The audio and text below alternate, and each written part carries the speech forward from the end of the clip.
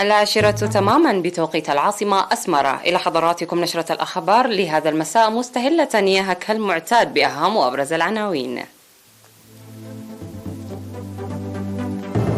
إصابة 6 مواطن بفيروس كورونا اليوم.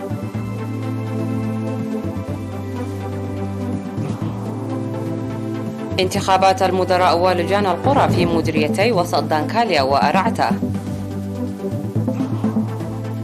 الإريتريون في كندا يتبرعون لإعالة أسر الشهداء. شي جي بينغ وبوتين يوجهان رسالة قوية للغرب خلال لقائهما. بايدن يتعهد بمواصلة مطاردة الجهاديين بعد مقتل زعيم تنظيم الدولة الإسلامية. هجوم إلكتروني واسع يطال مجموعة من المنشآت بعدة دول أوروبية. مرحبا بكم. أعلنت وزارة الصحة بأن الفحوصات المخبرية التي أجريت اليوم في مراكز الفحص في أقليمي الأوسط والجنوبي أظهرت إصابة 6 مواطن بفيروس كورونا، وظهرت 5 إصابة في مركز الفحص بالأقليم الأوسط، وهم من حزحز وغزباندا ومبادرهو وباردا، وإصابة واحدة في مركز الفحص في مندفرة بالأقليم الجنوبي. في غضون ذلك شفي 13 مريض كورونا، 4 من الأقليم الأوسط و9 من الأقليم الجنوبي، وبهذا بلغ عدد المصابين بفيروس كورونا في البلاد حتى الآن 9637، شفي منهم 9376، وتوفي 100 مريضا، فيما لا يزال 161 من المرضى يتلقون العلاج بالمستشفيات. وزارة الصحة 6 فبراير 2022.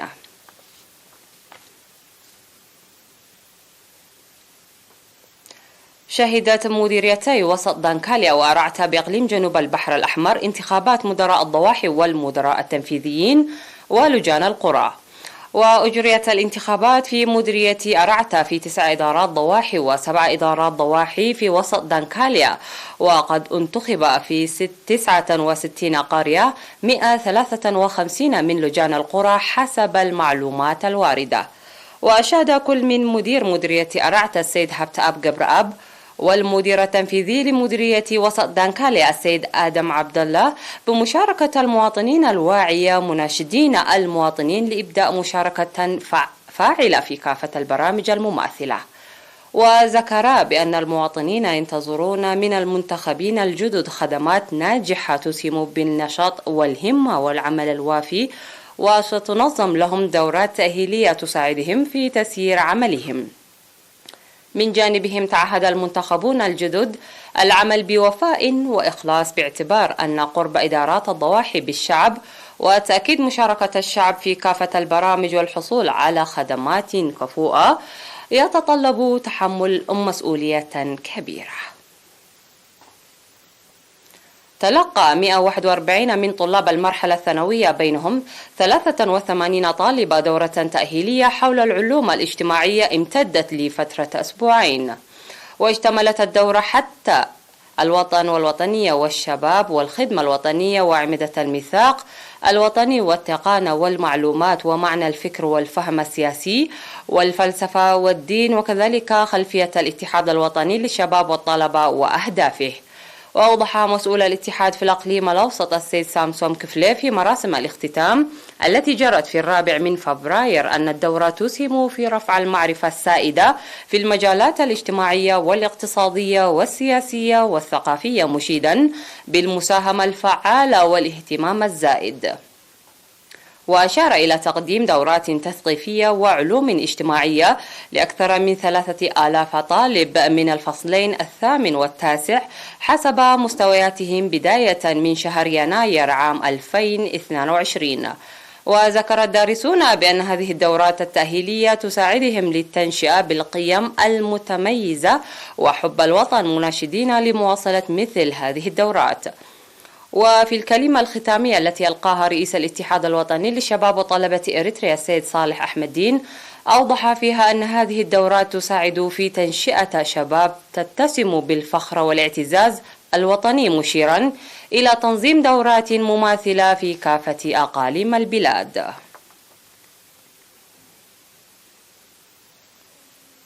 تبرع الإريتريون في كندا 21,740 دولار أمريكي و45,200 دولار كندي لإعالة أسر الشهداء. وبموجب المعلومات الواردة من وزارة العمل والرعاية الاجتماعية، تبرع 43 مواطن يقيمون في كالغالي 36,720 دولار كندي و730 دولار أمريكي، وأربعة من مقيمي مدينة وينيبيغ 1440 دولار أمريكي، فيما تبرع 4 مواطن يقيمون في تورونتو 1080 دولار أمريكي و1580 دولار كندي، و13 مواطن في ساسكاتون 7,740 دولار أمريكي، ومقيمان في مدينة براموبتون دما 7,300 دولار أمريكي. كما تبرعت لجنة تنسيق الاحتفالات في مدينة وينيبيغ 7,920 دولار أمريكي، وأسرة تقيم في مدينة سيسايغا 2,100 دولار أمريكي، وأسرة أخرى تقيم في مدينة إنجلي بي سي 5,400 دولار كندي، وكذلك أسرة ثانية تقيم في ساري بي سي 1,500 دولار كندي.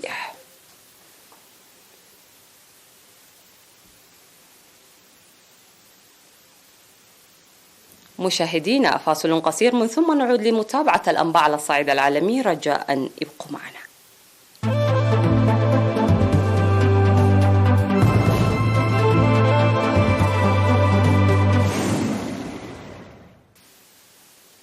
وعلى الصعيد العالمي، أشاد الرئيس الروسي فلاديمير بوتين بالعلاقات الوثيقة غير المسبوقة لبلاده مع الصين خلال لقائه مع نظيره الصيني شي جي بينغ في بكين قبيل افتتاح أولمبياد 2022. وقال بوتين الذي يواجه أزمة حادة مع الغرب بشأن أوكرانيا مستهلا لقائه مع نظيره الصيني فيما يتعلق بعلاقتنا الثنائية، فهي تطورات في ظل روحية صداقة والشراكة استراتيجية، واكتسبت طابعا غير مسبوق حقا بحسب ما نقل عنه التلفزيون الروسي.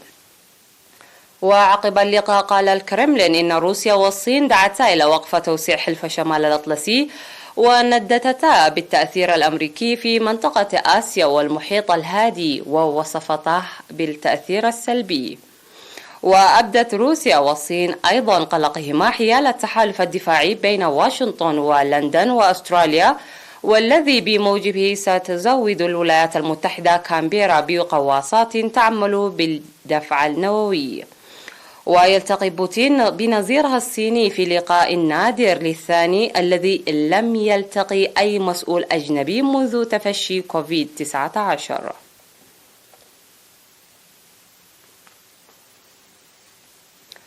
تعهد الرئيس الأمريكي جو بايدن بمواصلة مطاردة الجهاديين في العالم عقب مقتل زعيم تنظيم الدولة الإسلامية أبو إبراهيم الهاشمي القرشي في عملية إنزال القوات الخاصة الأمريكية شمال غرب سوريا قرب مخيم أطمة.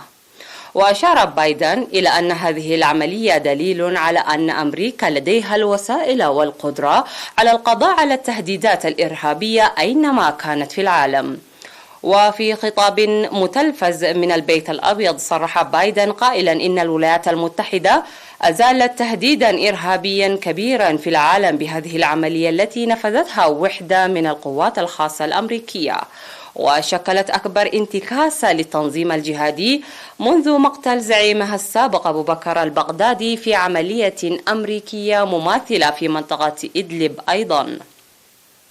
وتعهد بايدن بأن تظل الولايات المتحدة ملتزمة بالحرب الدولية ضد الإرهاب على الرغم من الانسحاب من أفغانستان في أغسطس الماضي.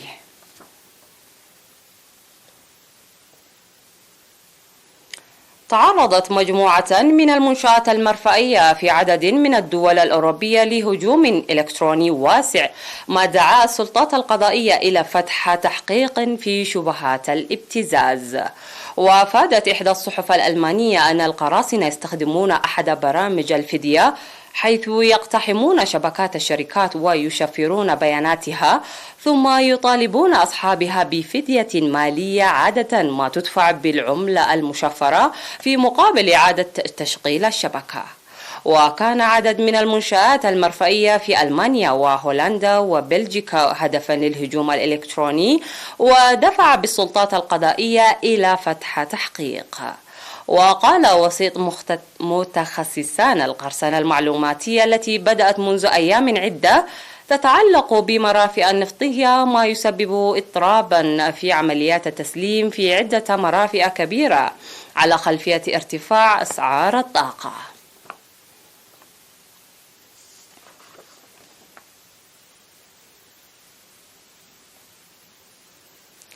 يعتزم علماء ألمان استنساخ خنازير معدلة وراثيا ثم تربيتها هذا العام لتكون بمثابة متبرع بالقلب للبشر، وذلك لإنتاج سلالة تكون أبسط من حيوان معدل وراثيا.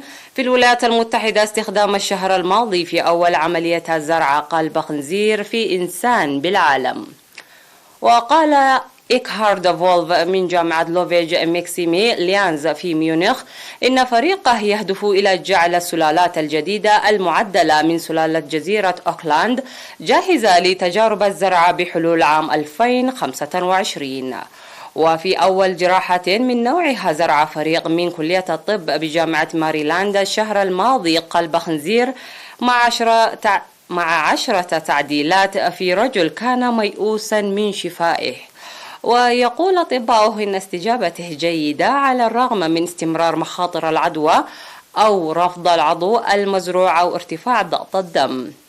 ومن المفترض أن يولد الجيل الأول من هذا النوع في العالم الحالي، وسيتم اختبار قلوبها في قرود البابون قبل أن يسعى الفريق للحصول على موافقة على تجربة سريرية بشرية في غضون 2 أو 3 أعوام. ختام النشرة اسمحوا لي أن أذكركم بأهم ما جاء فيها.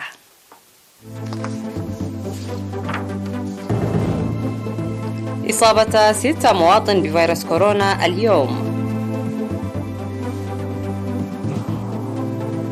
انتخابات المدراء ولجان القرى في مديريتي وسط دانكاليا وأرعته. الإريتريون في كندا يتبرعون لإعالة أسر الشهداء.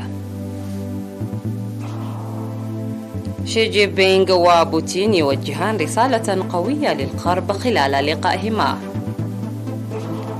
بايدن يتعهد بمواصلة مطاردة الجهاديين بعد مقتل زعيم تنظيم الدولة الإسلامية. هجوم إلكتروني واسع يطال مجموعة من المنشآت بعدة دول أوروبية. انتهت النشرة، قدمتها لكم حنان عمر جيلاني.